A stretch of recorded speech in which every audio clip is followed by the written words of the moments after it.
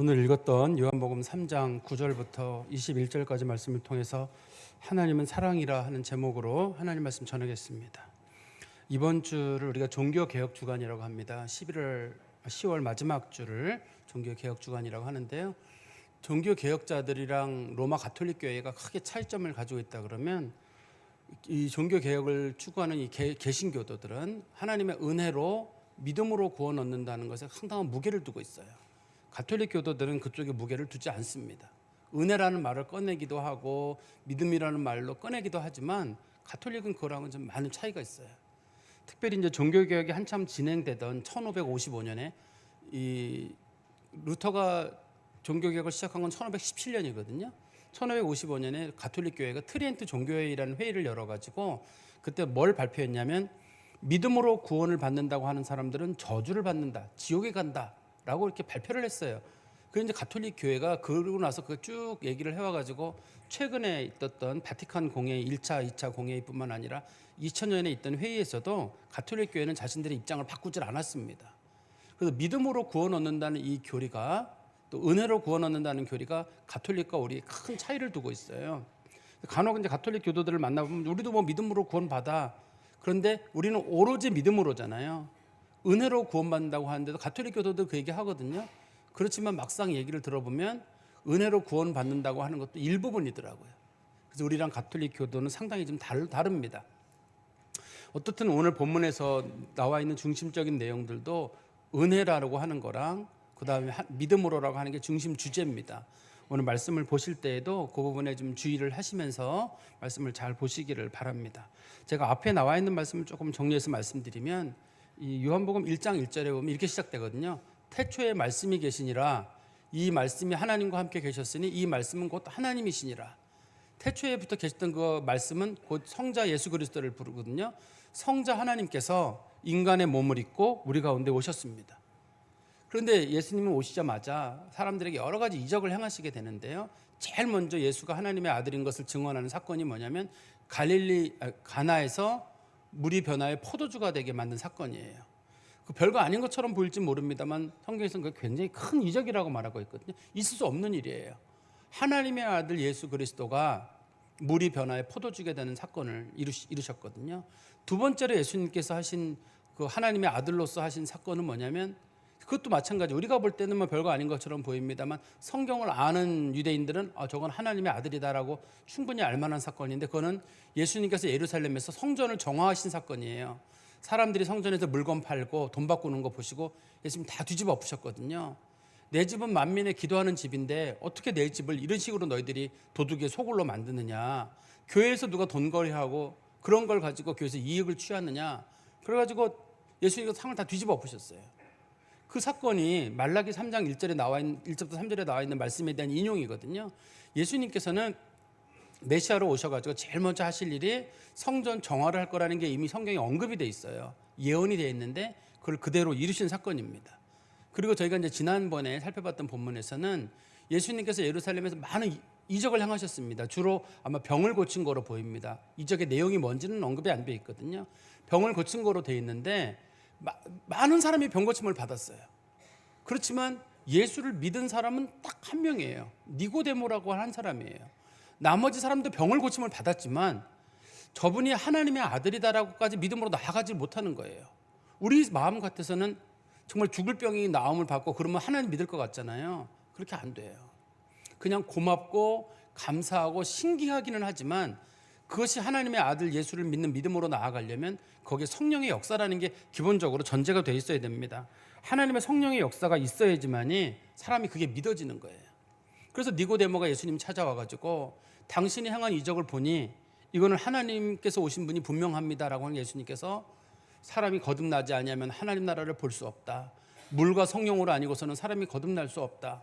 내가 하나님의 나라를 본 것은 곧 거듭났기 때문이고 성령을 받았기 때문이다. 하나님께서 너를 성령으로 거듭났게 했기 때문에 그 많은 사람들 중에서 내가 한 행동이 하나님의 아들이 행한 거라는 사실을 내가 믿은 것이다. 주님이 이렇게 이제 말씀하셨거든요. 그러니까 하나님의 구원의 역사의 가장 기본적인 원칙은 하나님의 택한 백성들에게 성령을 부어주셔서 성령을 받은 사람들만이 예수를 하나님의 아들로 인정하게 됩니다. 이제 오늘 본문에 있는 말씀을 보면 예수님께서 이제 구원에 관련된 중요한 진리를 말씀하시는데 우리 성도들이 잘 아는 본문이에요. 특별히 요한복음 3장 16절은 하나님이 세상을 이처럼 사랑하사 독생자를 주셨으니 이는 그를 믿는 자마다 멸망치고 영생을 얻게 하려 하심이라. 다 아는 내용이거든요. 그렇지만 이 앞뒤에 있는 본문의 맥락을 보면 이 본문의 뜻이 뭘 얘기하는지가 상당히 어렵습니다. 이게 그 규절 하나만 보면 알 것 같아요. 근데 제가 여쭤보는 거예요. 거기서 말하는 세상은 뭡니까? 이처럼이라고 할 때 이처럼은 뭡니까?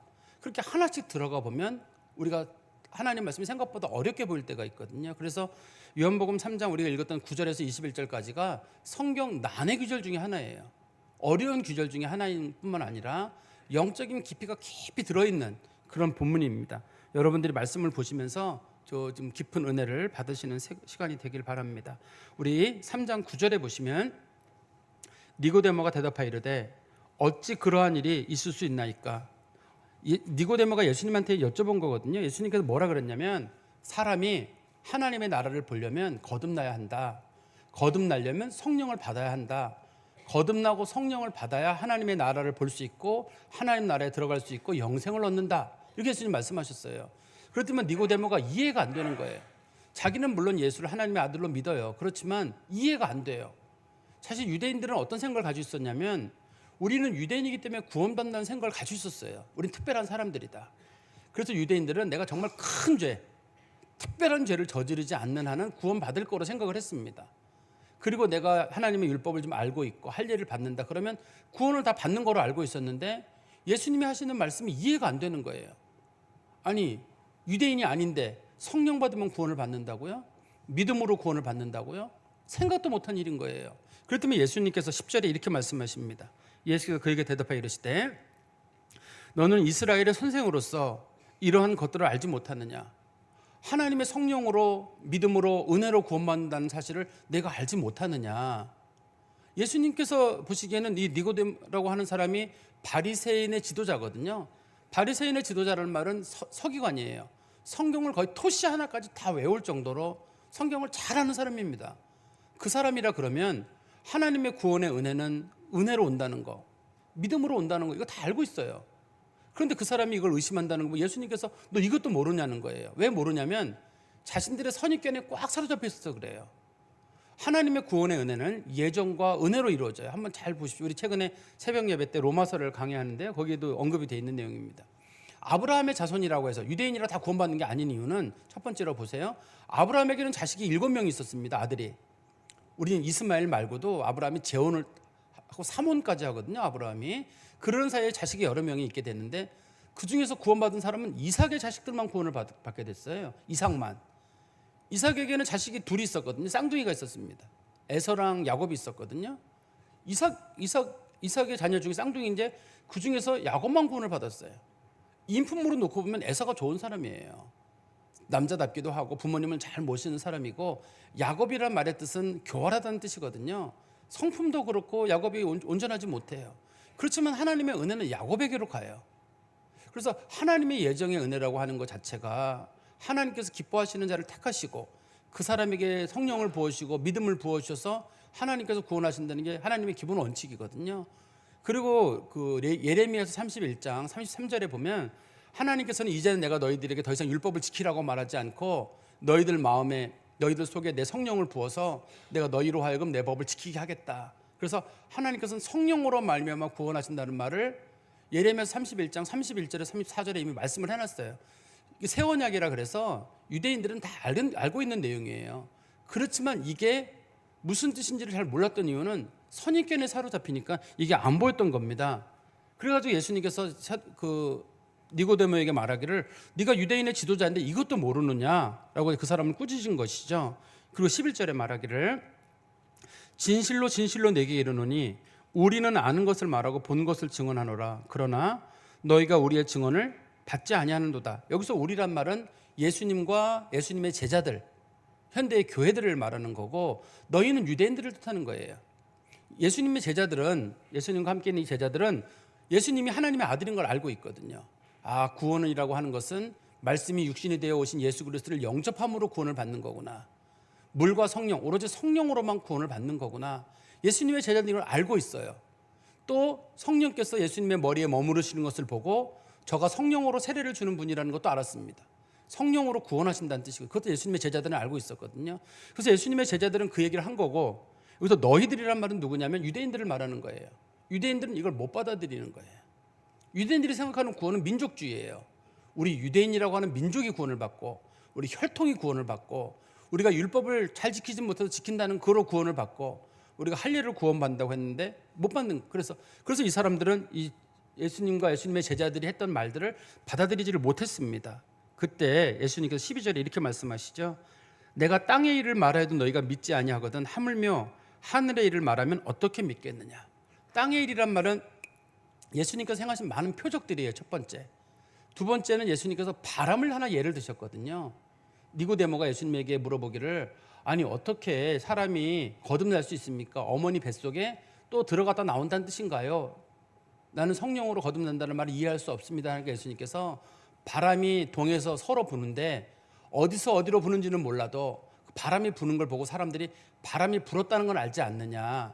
성령으로 난 사람도 하나님이 어떻게 그 사람을 구원하시는지는 몰라도 성령을 받은 사람들은 전부 예수를 믿음으로 고백하기 때문에 그 사람의 믿음을 보면 그 사람에게 성령의 역사가 임했다는 것을 누구나 알 수 있다. 예수님 그런 말씀을 하셨어요. 이 본문에서 땅의 일이라는 말의 뜻은 두 가지입니다. 하나는 예수님이 행하신 많은 표적이고, 두 번째는 예수님 말씀하신 것처럼 바람이 부는 예를 들었잖아요.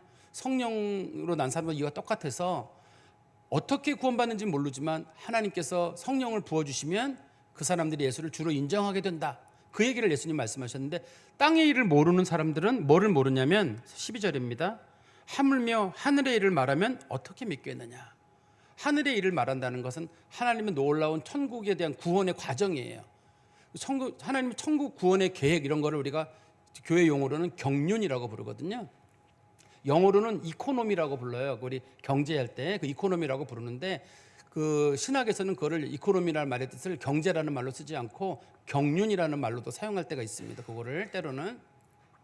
어떻든 간에 하나님께서 구원의 큰 계획을 이루시는데, 그 구원의 계획은 뭐냐면 한번 보십시오. 13절에 하늘에서 내려온 자 곧 인자 외에는 하늘에 올라간 자가 없느니라. 세상 인류 가운데서 유일하게 하늘에서 내려오신 분은 예수님 하나뿐이에요. 살아서 올라간 사람은 뭐 에녹도 있고 엘리야도 있잖아요. 그렇지만 하늘에서 내려온 분은 딱 한 분뿐이에요. 하나님의 아들 예수 그리스도뿐입니다.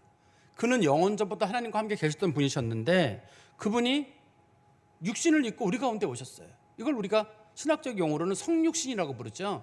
예수 그리스도께서 하나님 보좌 우편에 계시다가 인간의 몸을 입고 우리 가운데 오셔가지고 우리 가운데 사셨어요. 이게 예수님의 자기를 큰 낮춘 사건이거든요. 하나님께서 창조주가 피조물의 몸을 입고 온다는 건 견디기 어려운 일입니다. 그 초라한 모습으로 오신 것이 왜 오셨냐면 그게 하나님의 구원 계획이에요. 우리가 생각하기로는 하나님이 이렇게 구원했으면 좋겠어요. 내가 너희를 다 구원하겠다. 에이, 내가 죄를 물어서 뭐 하겠냐. 죄도 없는 거로 하자. 이러면 좋잖아요. 근데 그게 하나님의 구원에는 안 맞아요. 하나님은 죄를 진 거에 대해서는 반드시 책임을 물어요. 죄가 책임을 반드시 하나님 물으십니다. 그래서 죄의 책임은 반드시 죽음이에요. 우리가 죄에 대한 결과적으로 모든 사람들은 사망에 이를 수밖에 없거든요. 이 사망에 이를 수밖에 없는 사람들을 구원하시려면 하나님의 아들 예수가 와서 대신 인간을 죽어야 되는 과정이 필요한 거예요. 우리는 그렇게 하지 말고 그냥 안 죽고도 그냥 다 사한다, 용서한다, 그러면 안 되냐? 안 돼요. 죄의 싹은 사망이라고 이미 말씀하셨기 때문에 아담과 하와가 선악과를 따먹기 전에 그랬거든요. 너희들이 선악과를 따먹으면 정령 죽으리라 했기 때문에 선악과를 따먹은 사람의 후손들은 죄를 지으면 다 죽게 돼 있어요. 근데 하나님께서는 이 문제를 풀어야 되는데 이 문제를 푸는 방법으로 누구를 정하셨냐면 하나님의 아들 예수 그리스도 인간의 몸을 입고 우리 가운데 오는 방법을 택하신 거예요. 그래서 예수님께서 인간의 몸을 입고 우리 가운데 오셔가지고 우리들의 죄를 사하신 거죠. 그런데 문제는 사람의 죄는 사람이 책임을 져야 되거든요. 사람이 책임을 져야 되니까 하나님 예수 그리스도께서 기이한 일을 하셔야 되는 거예요. 참 하나님이시며 참 인간으로 오신 분이 또 동시에 여인의 몸을 빌려서 마리아의 몸을 동정녀의 몸을 빌려가지고 참 인간이며 참 하나님으로 사셔야 되는 거예요. 근데 이게 인간으로서는 불가능한 일이에요. 이해가 안 되는 일입니다. 한번 생각해 보시죠. 대부분 사람들은 예수님을 어떻게 생각하냐면 몸은 사람, 그 안에는 하나님의 그 신성과 신성이 들어있는 놀라운 분, 이렇게 생각하는 분이 계세요. 예수님은 껍데기는 인간이지만 속은 하나님이다. 이런 거를 이제 우리가 유티케스나 아폴리나리우스 이단이라고 부릅니다. 기독교인들은 이런 생각을 하면 안 돼요. 예수님은 참 하나님이시며 참 인간이신데 영, 육, 혼 다 가지고 계신 분이에요. 인간으로서. 단 우리랑 다른 점이 있다 그러면 예수님은 죄가 없으신 분이셔요. 동정녀 탄생을 통해서 통상적인 과정을 통한 출생이 아니기 때문에 죄가 없으시고 하나님이시기 때문에 의로우신 분이시고. 근데 이 어떻게 한 하나님이 동시에 인간이 될 수 있느냐? 이게 하나님의 신비예요. 이거는 하나님만 할 수 있는 일이고 하나님의 구원 방식인데 이게 어떻게 인간이 이해가 돼요? 땅의 얘기도 이해를 안 되는 사람에게 하나님의 얘기 어떻게 이해가 돼요? 근데 우리는 믿어져요. 이게 성령 받은 사람들은 이게 이해가 돼요. 말씀이 육신이 되어 오신 것도 이해가 되고, 그분이 인간의 몸을 입고 초라하게 오신 것도 이해가 되고, 동정녀 마리아의 몸을 빌려서 오신 것도 우리는 다 믿어져요. 이게 그분이 인간의 몸을 입고 우리 가운데 사셨고 음식을 드셨고 우리와 똑같은 배설 과정을 가셨고 다 믿어져요. 이거는 성령 받은 사람들만 할 수 있는 일이에요.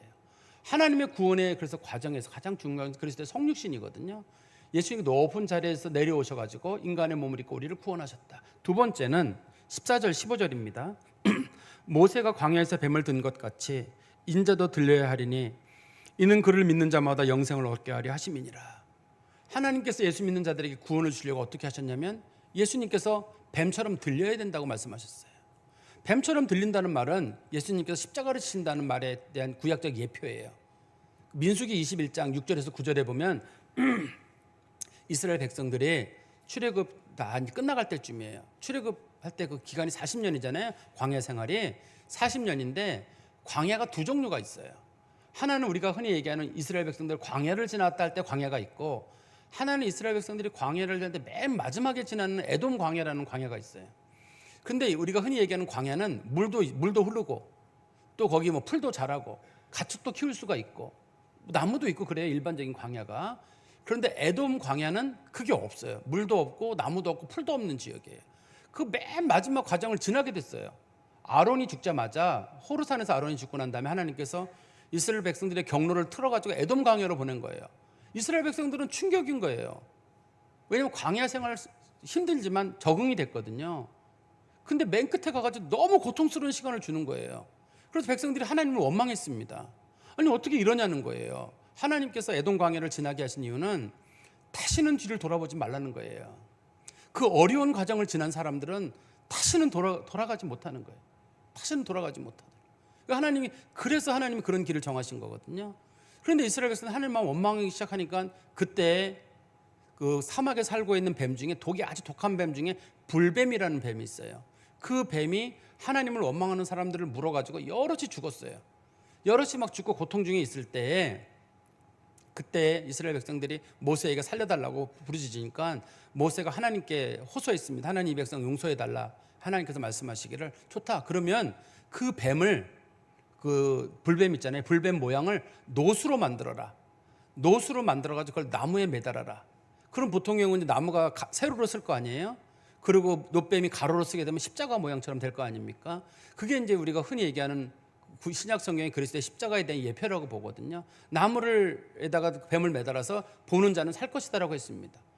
그러면 몸이 아픈 사람에게 야, 너를 뱀이 물었지, 너를 문 저 뱀을 바라봐, 너 살 거야. 그러면 사람들이 그 말을 듣겠어요? 차라리 죽고 말지. 대부분 사람들은 쳐다보지 않고 죽었어요. 그런데 모세가 얘기하기를 너를 물었던 그 뱀을 바라봐, 저 나무에 바라본 거, 그러면 살아 했는데 그 바라본 사람들은 다 살았어요. 십자가도 똑같잖아요. 예수님이 십자가를 지시고 죄인의 모습으로 돌아가셨는데 십자가가 당시에 가장 큰 그 죄수의 형틀이거든요. 십자가에 달려간 예수를 바라보라 하는데 누가 바라봐요? 저 죄인의 모습인데. 사람들은 안 바라봐요. 그렇지만 예수가 하나님의 능력이고 내 죄를 지고 십자가에 돌아가셨다는 거, 이게 믿어지는 사람이 있어요.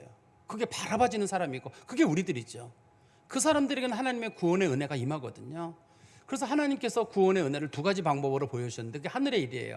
하나는 하나님의 아들이 인간의 몸을 입고 우리 가운데 오신 성육신이고, 두 번째는 그 아들 예수 그리스도께서 십자가에 달려 돌아가심으로 우리들의 죄를 사하신 것.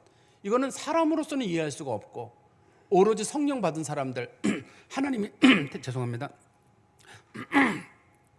하나님이 택한 받은 사람들, 그 사람들만이 이게 믿어져요.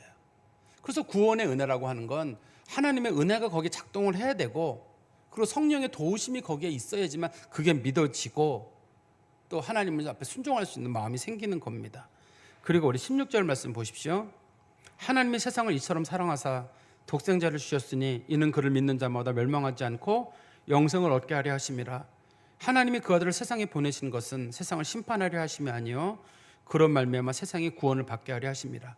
요한복음에서 세상이라는 말은 흔한 얘기로 우리가 말하는 세상이 아니에요. 그리스어로 세상이라는 말이 코스모스라고 하거든요. 우주 뭐 이런 뜻으로 사용이 되는데 여기서는 우주란 뜻도 아닙니다. 하나님을 믿는 사람이란 뜻이에요.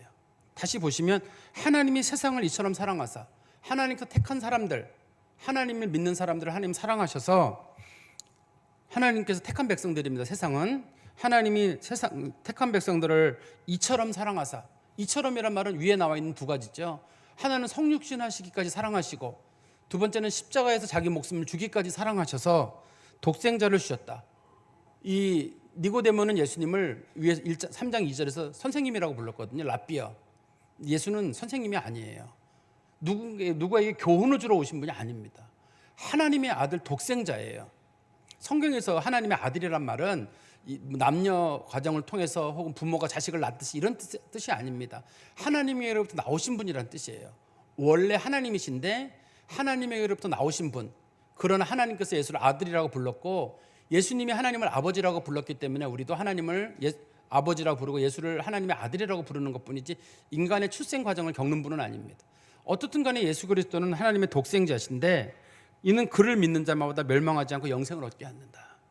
예수 믿는 사람들은 아무도 멸망하지 않아요. 절대 멸망하지 않고 반드시 영생을 얻습니다. 하나님께서 예수님을 세상에 보내신 것은 예수님 그 믿는 사람 택한 백성들 지옥 보내려고 한 거 아니에요. 택한 백성들 다 구원하려고. 그래서 예수님은 세상에 오신 이유가 자신이 택한 백성도 구원하려고 오신 거예요. 만세전에 택한 백성들이 있어요. 하나님의 뜻대로 기뻐하시는 사람들이 있는데 예수님도 그 사람 택한 백성들 구원하려고 예수님 세상에 오신 거예요.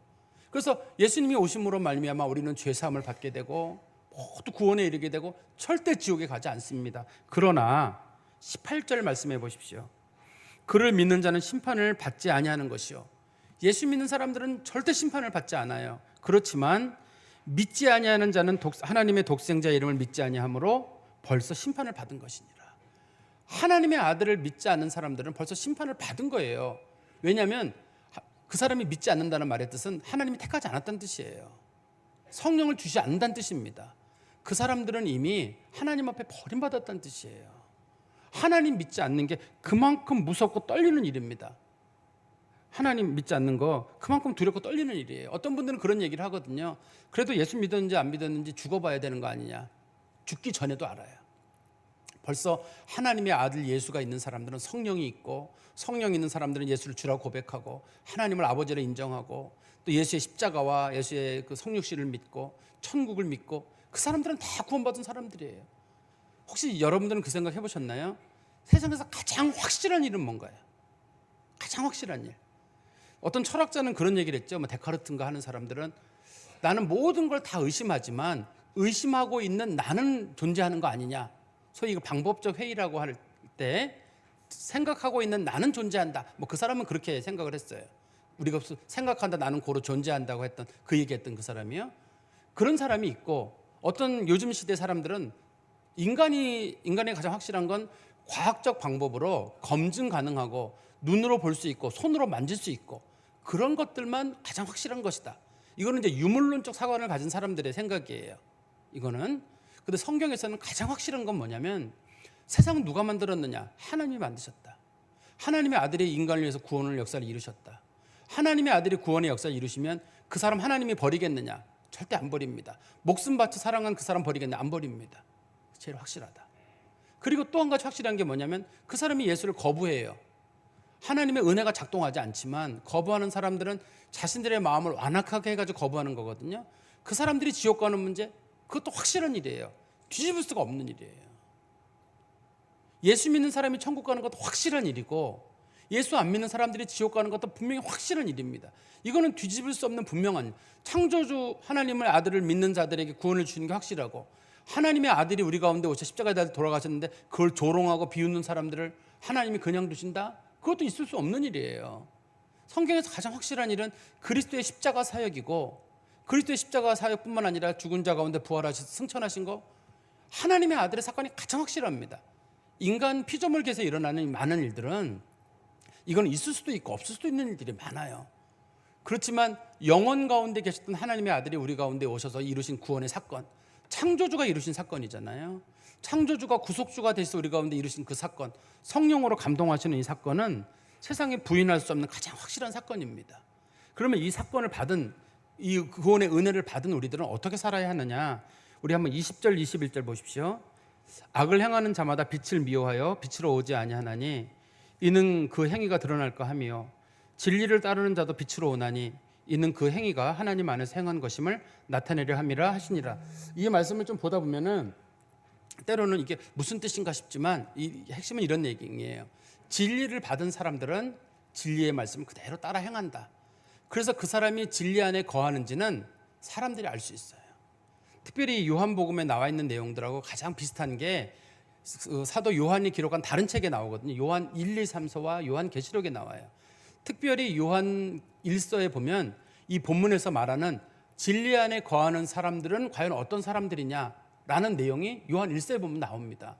그러니까 진리 안에 거하지 않는 사람은 누군지, 어떤 사람인지, 진리 안에 거한다는 게 무슨 뜻인지가 나오는데요. 우리 한번 보십시오. 요한 1서 3장 10절입니다. 요한 1서 3장 10절에 보시면 이러므로 하나님의 자녀들과 마귀의 자녀들이 드러나나니 무릇 의를 행하지 아니하는 자나 예수를 믿지 않는 자나 그 형제를 사랑하지 아니하는 자는 하나님께 속하지 아니하니라. 두 가지를 얘기했죠. 하나님 앞에 속하지 않은 사람의 조건이 두 가지예요. 하나는 예수 믿지 않는 거, 두 번째는 사람을, 형제를 사랑하지 않는 거. 저는 저 사람이 진짜 미워요. 저 사람 미울 만한 행동을 했습니다. 예수님은 사랑해라, 용서해라, 심지어는 원수까지도 사랑해라. 아니, 전 못해요. 그러면 그 말은 무슨 말이냐면 저는 차라리 구원을 안 받고 말겠습니다. 이런 뜻이 되는 거예요. 하나님의 구원을 받은 사람들은 구원받은 증거가 뭐냐?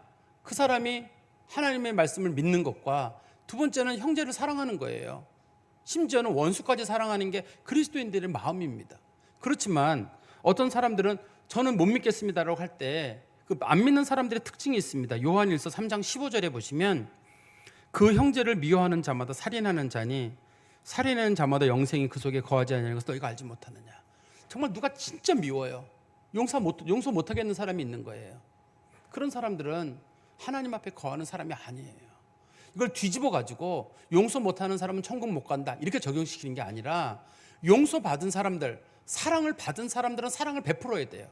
혹시 여러분들이 자녀들을 시집장가 보내거나 할 때 어떤 조건을 보시는지 모르겠는데 저라면 이렇게 볼 거예요. 제가 사랑을 많이 받았을까? 사랑받은 집에서 자랐을까? 그걸 저는 조건을 볼 거거든요. 왜 그러냐면 사랑을 많이 받은 사람은 사랑할 거니까요. 근데 사랑을 못 받고 자란 사람은 사랑을 안 할 거란 말이에요. 우리는 그리스도 예수의 사랑을 받은 사람들이기 때문에 그 사랑을 베풀어야 되는 사람들이거든요. 우리에게도 그 사랑이 나타나야 됩니다. 그렇기 때문에 어떤 분들이 알겠습니다. 그러면 예배 시간 끝나고 나서 우리가 영혼 없는 소리를 하잖아요. 옆 사람에게 사랑합니다. 그걸 하라는 얘기냐? 그건 아니에요. 우리 한번 보십시오. 요한 1서 3장 16절에서 18절에 보시면 그가 우리를 위하여 목숨을 버리셨으니 우리가 이로써 사랑을 알고 우리도 형제를 위하여 목숨을 버리는 것이 마땅하니라. 누가 이 세상의 재물을 가지고 형제의 궁핍함을 보고도 도와줄 마음을 닫으면 하나님의 사랑이 어찌 그 속에 거하겠느냐. 자녀들아, 우리가 말과 혀로만 사랑하지 말고 행함과 진실함으로 하자. 말과 혀로 하는 게 아니라 행함과 진실함으로. 이 본문에서는 크게 두 가지가 나오잖아요. 하나는 형제를 위해서 목숨까지 바쳐 사랑하는 거. 두 번째는 내가 좀 재물이 있으면 나누는 거예요. 어려운 사람들이 있으면 그 사람에게 많은 것들을 베풀고 나누는 거예요. 우리는 그거는 하기 싫어요. 사랑한다는 건 말은 좋고 마음도 좋고 다 좋은데 물질이 오가는 게 싫어요. 대부분 사람들은. 그 성경은 물질이 오가지 않는 사랑, 희생하지 않는 사랑은 말과 혀로만 하는 거래요. 그거는 믿는 자들의 태도가 아니에요. 그래서 예수 믿는 사람들이 사실 부유하기가 쉽지가 않아요. 많이 나눠야 되기 때문에 어려워요. 내가 재물을 많이 쌓아두는, 재물을 쌓아두는 게 죄가 아닙니다. 부자가 죄도 아닙니다. 그렇지만 그것을 쌓아두기만 하고 나누지 못하면 그게 하나님 앞에 죄가 될 수 있어요. 성경에서는 말과 혀로만 하지 말고 행함과 진실함으로 하라고 했는데, 그리스도의 구원의 방식이 그리스도께서 영원전에 계시던 분이 말씀이 육신이 되어 우리 가운데 오셨고 또 우리 가운데 사셨고 또 그분이 십자가에 달려 돌아가시고 돌아가신 후에 성령을 우리 가운데 부어주셨고 성령 받은 사람들이 예수를 주라 시인하고 하나님을 아버지라고 고백하고 삶으로 사랑을 실천하는 것, 이게 하나님의 구원 경륜이란 말이에요. 구원의 큰 경륜인데 이거를 통해서 하나님은 우리들에게 구원의 모습을 보여주셨는데, 나는 사랑만 받고 사랑을 베풀지 못하겠다. 그럼 하나님께서 너무하다고 하실 거예요. 어떻게 사랑만 받고 넌 못하느냐. 저는 누구를 사랑하려고 하는데 못하겠어요. 그 사람 진짜 저한테 너무 심하게 하고 내가 그 사람 사랑한다 그러면 난 이 벨도 쓸개도 없는 사람 되냐고, 그래도 좋냐고. 하나님께서 벨도 쓸개도 다 떼어내고 사랑해라. 그게 하나님의 가르침이에요. 이거는 그리스도인들에게 해도 되고 안 해도 되는 게 아니라 반드시 나타나야 되는 열매입니다. 그런데 예수를 믿는 사람들에게는 이 모습이 반드시 나타나고, 또 예수 믿는 사람들은 절대 지옥에 가지 않아요. 지옥에 가지 않는다는 기본적인 전제가 감사하면 우리가 사랑을 실천하는 일도 중요한 일이에요. 절대 지옥 가지 않아요. 예수 믿는 사람들은. 예수께서 세상에 오신 것은 심판하러 온 게 아니라 택한 백성들 구원하러 오신 거잖아요. 그렇지만 예수 안 믿는 사람들에게는 반드시 영벌이 있습니다. 예수 안 믿고 어떤 슬쩍 뭐 부인 치마쪽 잡고 남편 바지끄러기 잡고 천국 갈 그런 거 없어요. 진짜 예수 믿어야지만 천국 갑니다. 예수 믿어야 천국 가거든요. 그러나 그 주님께서는 우리에게 또 한 가지 요구하시는 게 뭐냐면 꼭 사랑해라. 사랑을 많이 베풀어라. 사랑을 베푸는 것이 우리가 하나님 앞에 사랑 안에 머무는 증거예요. 성경 말씀 하나만 보고 마칠까요? 요한일서 4장 9절 10절입니다. 요한일서 4장 9절 10절에 보시면, 하나님의 사랑이 우리에게 이렇게 나타난 바 되었으니 하나님이 자기의 독생자를 세상에 보내심은 그로 말미암아 우리를 살리려 하심이라. 사랑은 여기 있으니 우리가 하나님을 사랑한 것이 아니요 하나님이 우리를 사랑하사 우리 죄를 속하게 화목제물로 그 아들을 보내셨습니다. 우리가 하나님 사랑한 거 아니라 하나님이 우리 사랑하신 거거든요. 우리가 하나님 믿는 거 아니라 하나님 믿음도 주시고 은혜도 주신 겁니다. 이거를 받았으니 마땅히 우리도 서로 사랑하는 것이 마땅하다. 이 말씀 마음에 담으시기를 간절히 소망합니다. 기도하겠습니다. 하나님 아버지, 주님 감사합니다. 우리는 죄인들이고 허물과 죄로 죽었던 사람들이오나 우리 주 예수 그리스도 용서함을 받고 사랑으로 하나님의 자녀가 된 사람들입니다. 주께서 택한 백성들 끝까지 버리지 않겠다고 말씀하셨고 성령으로 말씀하시기를 내가 너희를 떠나지 않으며 도무지 실어버리지 않는다고 주님 분명히 말씀하신 그 약속을 저희들이 분명히 믿습니다. 이제 저희들이 믿음의 확신 가운데 살게 하시고 뿐만 아니라 믿는 자들에게는 반드시 사랑의 역사가 드러나서 진리 안에 거하는 증거가 나타난다고 했습니다. 우리가 진리이신 사랑이신 예수 그리스도의 사랑을 받았사오니 세상 사람들과는 다르게 그리스도의 사랑을 삶 가운데, 말 가운데, 눈빛 가운데 실천하는 자들이 되게 하여 주시옵소서. 예수 그리스도의 이름으로 기도하옵나이다. 아멘.